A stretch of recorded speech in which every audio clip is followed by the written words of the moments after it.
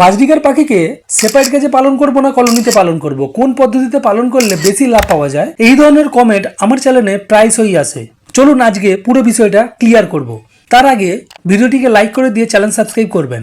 আপনার হাতে যদি সময় কম থাকে, আপনি অল্প জায়গায় যদি অনেক বেশি পাখি পালন করতে চান, তাহলে কলোনি পদ্ধতিতে পাখি পালন করবেন। কিন্তু একটা জিনিস মাথায় রাখবেন, কলোনি পদ্ধতিতে পাখি পালন করলে পাখিরা ব্রিডিং সিজনে হাঁড়ি দখল নিয়ে নিজেদের মধ্যে প্রচণ্ডভাবে মারামারিতে লিপ্ত হয়, পাখিরা নিজেরা আহত হয়, পাখিরা নিজের বাচ্চাকে মেরে ফেলে, পাখিরা নিজের ডিম ভেঙে ফেলে। কিন্তু সেপারেট কেজ পদ্ধতিতে যদি আপনি একজোড়া করে বাজরিকার পাখি পালন করেন, তাহলে এই ধরনের সমস্যা হবে না। পাখিরা নিজেদের মধ্যে এমনভাবে মারামারিতে লিপ্ত হবে না যে পাখিরা নিজেরা আহত হবে, তার বাচ্চাকে মেরে ফেলবে বা তার ডিম নষ্ট করবে। কিন্তু সেপারেট কেজে যখন পাখি পালন করবে, তখন কিন্তু আপনাকে একটু বেশি সময় দিতে হবে। আর অবশ্যই সেপারেট কেজ পদ্ধতিতে পাখি পালন করতে গেলে 2.5 খাঁচা অবশ্যই একজোড়া পাখিকে দিতে হবে। তার থেকে ছোট খাঁচায় যদি আপনি পাখিদেরকে ব্রিডিং করাতে চান, পাখিদের শরীরে ফ্যাট তৈরি হবে, আর যদি পাখির শরীরে ফ্যাট তৈরি হয়ে যায়, পাখি ব্রিডিং করবে না।